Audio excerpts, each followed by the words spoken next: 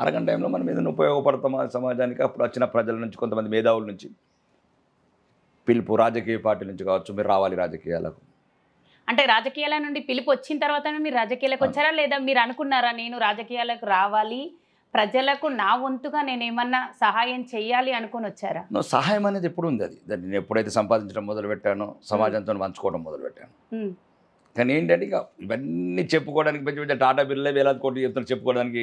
ఏదో 110 రూపాయలు హనుమాన్ గుడికి చెక్ రాసి ఏదో ఇప్పుడు కొంతమంది ఉంటారు పండ్లు పంచి ఇట్లా రకరకాల అట్లాంటి కాకుండా కొంతమంది అక్కడ విద్యార్థులను విదేశాలకు పంపడము, లేకపోతే చారిటీస్, మాకు తెలిసిన కొన్ని ఆర్థిక సాయము, పెళ్ళిళ్ళకి కానీ చదువులకు కానీ రకరకాల నాకు తెలిసిన సమాజం, నాతో కనెక్ట్ అయిన సమాజం, నాకు కావాల్సిన వాళ్ళ సమాజం, రాయలసీమ కావచ్చు, ఆంధ్ర కావచ్చు, నాకు ఎందుకంటే 3 ప్రాంతాల వ్యాపారం ఉన్నాయి కాబట్టి సమాజంతో ఎప్పుడు కనెక్ట్ అయి ఉన్నాను.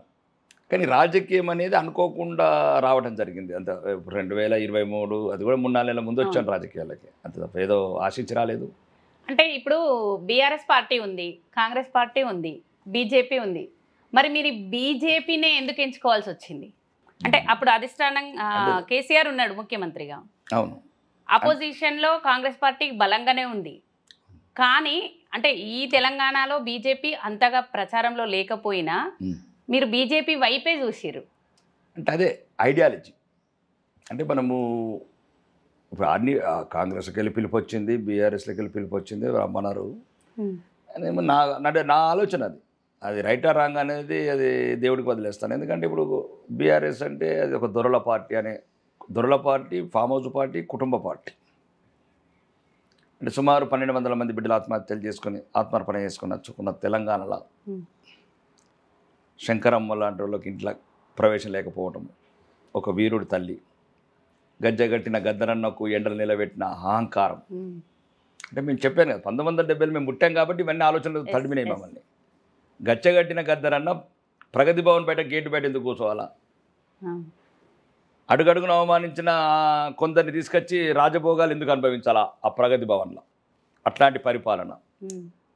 వీధిలో ఉండాల్సిన గుండాలు చట్టసభల ముసుగులో అరాచకాలు చేయాలి. ఇవన్నీ ఒక ఆలోచన తిరిగినాయి అన్నట్టు టైంలో. రెండోది ఇంకా కాంగ్రెస్ అనేది ఈ దేశానికి పట్టుకున్న దరిద్రం. అది ఈ దేశాన్ని సర్వనాశనం చేయడానికి ఒకప్పుడున్న కాంగ్రెస్ అది విదేశీయులు పెట్టిన పార్టీ. అది ఇంకా అది విదేశీయుల చేతులు నడుస్తున్నది, ఇంకా నడుస్తుంది చేతులు. ఎందుకంటే ఇటలీ మహిళ చేతిలో ఉంది ఇప్పటికి. ఇటలీ మహిళకు పుట్టిన సంతానమే రాహుల్ గారు. అంటే మా దేశస్థుడు కాడు, మా మతస్థుడు కాడు. ఇంకా రెండోది దేశంలో ఏదైతే అన్యాయాలు అకృతాలు జరిగినాయో, అంటే ఫర్ ఎగ్జాంపుల్ దేశ విభజన కావచ్చు, ఎమర్జెన్సీ లాంటి సంఘటనలు కావచ్చు, దేశాన్ని అవినీతిమయం చేసిన కావచ్చు, ఆకాశంలో అవినీతి, భూమి మీద అవినీతి, నీరులో అవినీతి, అన్ని రకాలుగా దేశాన్ని భ్రష్టు పట్టించిన పార్టీ. నా ఐడియా అది, అదే నా ఆలోచన. అంటే చదివిన చరిత్ర దేశ విభజన ఇట్లాంటిదంటే గాంధీల గురించి బతికే పార్టీ ఒకవైపు, దొరల గురించి బతికే బానిసల పార్టీ ఒకవైపు. దీనివల్ల అప్పుడు భారతీయ జనతా పార్టీ అనేది ఎవరి గురించో పుట్టలేదు. ఈ దేశ సంస్కృతి, ఈ దేశ సాంప్రదాయం, దేశంలో ఉన్న ప్రజల భవిష్యత్తు, ఫస్ట్ భారత్ తర్వాతనే అన్ని అంటే దేశమే ముందని చెప్పిన ఒక భావజాలం భారతీయ జనతా పార్టీ. కాబట్టి దేశమే ముందు కాబట్టి ఆ రకంగా ఆలోచనలతో కనెక్ట్ కావడం, భారతీయ జనతా పార్టీ చేరడం జరిగింది. చాలాసార్లు పోటీ చేసి ఓడిపోయిన ఎమ్మెల్యేలు ఉన్నారు. కానీ మీరు మొదటిసారి బీజేపీలోకి వచ్చిన సంవత్సరమే భారీ మెజార్టీతో గెలిచారు. అంటే అధిష్టానం నుండి మీకు సపోర్ట్ దొరికిందా, లేదా మీరు వ్యక్తిగతంగానే ప్రజలలో మమేకమై ఈ విజయాన్ని సాధించారనుకుంటున్నారా? ఇది నాయకుల వల్ల జరిగిన విజయం కాదు. ప్రజలు 100% అక్కడ ఉన్న శాసనసభ్యుడి మీద వ్యతిరేకత. ఓకే. ఆ 3 నెలల లోపల 100 సుమారు 90 గ్రామాల ప్రజలు తమ బిడ్డగా అనుకొని, సుమారు 30 సంవత్సరాలు నాకు ప్రాంతం నుంచి సరిగ్గా పరిచయాలు, ఏదో చారిటీస్ కొన్ని ఇండస్ట్రీస్ తప్ప, అక్కడ జరిగిన అఘాయిత్యాలని అన్యాయాలని ఎదుర్కొనే గొంతు నన్ను నమ్మారు వాళ్ళు. మీరు అన్నట్టు సాధ్యం కాదు. అది 30-40 సంవత్సరాల నుంచి బీఫామ్ దొరికినాడు కొందరు, ఎంతో పనిచేసి అంటే వాళ్ళు కాదు దానికి. కాబట్టి ప్రజలు నన్ను నమ్మారు. ఆ నమ్మి ఆ అఖండ విజయం సాధించి మొత్తానికి మొత్తం 100% ఆర్మూర్ నియోజక ప్రజలకి ఎంత నా విజయం. మీ విజయం 100%. ఇంకెవరో అది ఇదని కాదు. ప్రజలు ఆ రకంగా అంచము. రెండోది భారతీయ జనతా పార్టీ నన్ను బీఫామ్ ఇచ్చి ప్రోత్సహించడం కొత్తవాడిని అయినా కానీ పార్టీకి చెందుతుంది, ప్రజలకి చెందుతుంది. ఇప్పుడు ఇంకొక విషయం సార్, ఉమ్.